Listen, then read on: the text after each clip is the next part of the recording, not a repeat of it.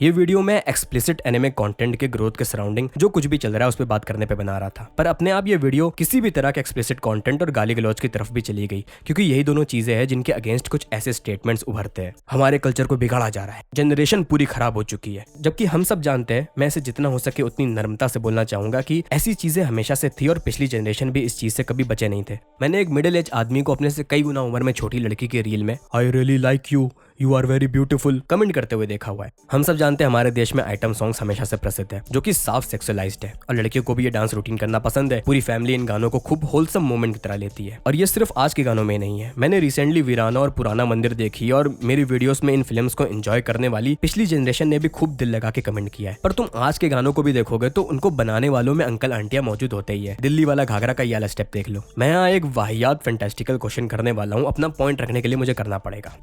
किसी आंटी ने माधुरी दीक्षित को ऐसे डांस करते हुए देखा और वो इनसे इन्फ्लुएंस हो गई, तो हमारी पिछली जनरेशन पे क्या असर पड़ेगा?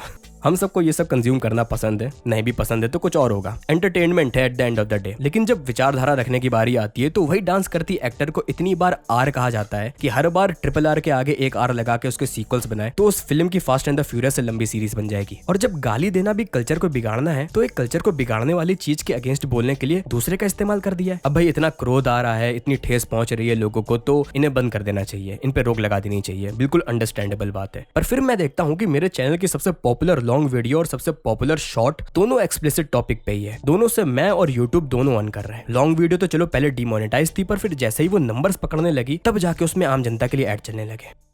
ये कोई नई बात नहीं है कि हम किसी चीज को मॉरली खराब देखते हैं तो इमोशनल होकर गुस्से में उसे अपशब्द कहते हैं, जबकि हम सब अपशब्द के अगेंस्ट भी बोलते ही है और वहां भी अपशब्द का इस्तेमाल करते हैं। एक बार मेरी इंस्टाग्राम फॉलोइंग में किसी लड़की को कमेंट में किसी लड़के ने घटिया बात कहती थी। लड़की ने उसका स्क्रीनशॉट लेकर स्टोरी में डाल दिया। दूसरे लड़के अब वहां रिप्लाई में उस पहले लड़के की माँ बहन को घटिया घटिया कहने लगे, और लड़की ने फिर उसे स्क्रीनशॉट करके अपनी स्टोरी में डाल दिया, जहां रिप्लाई में उसने इन लड़कों को थैंक यू बोला था।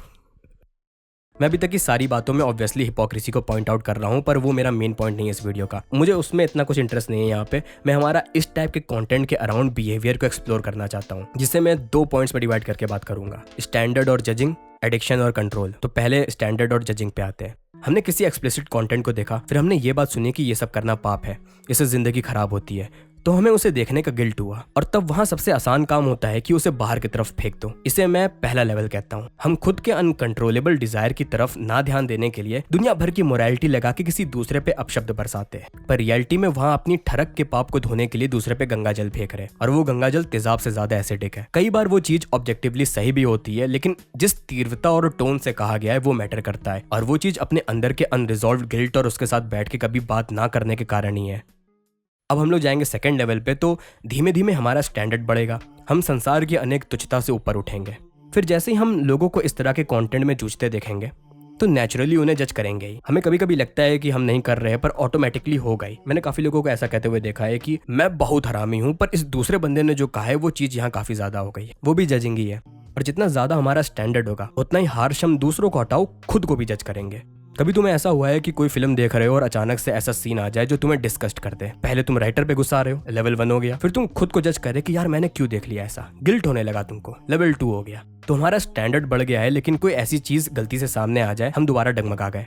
मेरे हिसाब से ये ऐसा इसलिए है क्योंकि अभी भी चीजें बाहर की तरफ ही डिपेंड कर रही है, और बाहरी चीजें वियर्डली हमारे अंदर पे असर करती है। उसे असर करने देना ना देना वो हम पे डिपेंड करता है, और वो कंट्रोल अपने ऊपर लेना ही जिंदगी का सबसे कठिन काम है, क्योंकि समाज में 4 लोग हैं और तुम अकेले, इससे कोई नहीं बच सकता है। ये बातों में इतना आसान है, पर बड़े बड़े साधु इसमें उलझ जाते हैं, और हम खुद से उम्मीद कर रहे हैं कि हम ये सब चीजें कर लेंगे बिल्कुल परफेक्शन। इसलिए अगर कुछ लेवल 3 होगा तो वो जिंदगी भर का परस्यूट होगा। इस लेवल में क्या होता होगा अगर उसको सोचे तो सबसे पहले स्टैंडर्ड शब्द घुल जाएगा। तुमने ऐसा कुछ देखा या सुना जिसके वजह से तुम्हें स्ट्रॉन्ग थॉट्स जागे, तो उन पे रिएक्ट करने की जगह अपने हिसाब से उन्हें हटा या वापस लाके कंट्रोल्ड एक्शन ले पा रहे हो, जो कि most of the time in action भी हो सकता है। और सेम इसी से ही मैं अपना दूसरा टॉपिक एडिक्शन और कंट्रोल को लाता हूँ। जिस चीज़ को कंट्रोल करना हमारे लिए कठिन होता है, उसका सबसे आसान इलाज होता है खुद को उससे दूर कर दो। हमें मोबाइल से एडिक्शन है, उसे बंद करके अलमीरा में डाल दिया। हमें कौन सा एडिक्शन है, उसका एक्सेस अपने विसिनिटी से दूर कर दिया है, पर ये करने से हमने ध्यान भटकाया है, फंडामेंटली कंट्रोल नहीं पाया है, क्योंकि दोबारा हाथ में आ जाएगा हम फिर से ऑब्सेसिवली करने लगेंगे। और सेम पिछले टॉपिक के लेवल 3 की तरह उसमें कंट्रोल पाने में काफी समय लगता है। इसलिए मुझे जनरेशन बिगड़ रही है, कल्चर खराब हो रहा है, पाप है, ये सारे स्टेटमेंट शैलो लगते हैं। असली प्रॉब्लम को एक स्ट्रॉन्ग इमोशन इंड्यूसिंग हेडलाइन के बराबर रख के पूरी जनरेशन को ही जज कर दिया है और वो जनरेशन अब इसी सोच में गिल्ट करके स्पाइरल कर गई है, जबकि बेसिक ह्यूमन टेंडेंसी है। पूरा इंसान जात हमेशा से इसमें घुला हुआ है, बस वो लेवल 1 वालों की तादाद और नॉइज बहुत ज्यादा है। और ये स्पाइरलिंग करना, खुद को जज करना सिर्फ एक्सप्लिसिट और बैन वर्दी कंटेंट ही नहीं, बेसिक हैबिट्स में भी घुसल के देख दो। कितने ही लोग होंगे जिनका किसी दिन ज्यादा स्क्रीन टाइम हो गया, किसी दिन ओवर ईट कर दिया, किसी दिन बाथरूम में जाके नदियां बहा दी। अगर तुम इन सबसे ऑब्सेसिवली एडिक्टेड नहीं हुए हो और ये सब चीजों की तुम्हारे दिमाग में इस तरह की जजमेंट इमेज ना बनी होती तो इससे निकलना बहुत आसान होता। तुम्हें बस रियलाइज करना था कि ओके चुतियापा कर दिया है, अब चलो जरूरी काम पे फोकस करते हैं। पर उस गिल्ट और जजमेंट की ताकत की वजह से निकलना और नामुमकिन हो जाता है,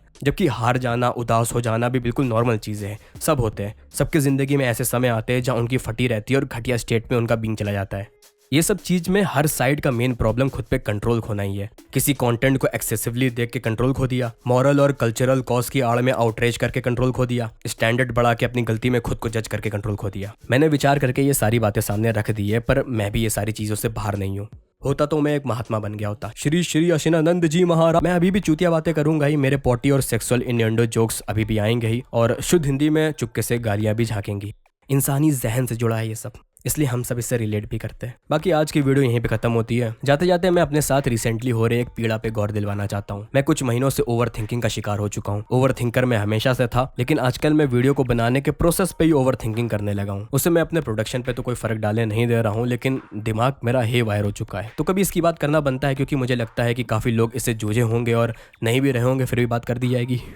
अभी के लिए इस वीडियो की समाप्ति करते हैं, मिलते हैं अगली वीडियो में। बाय।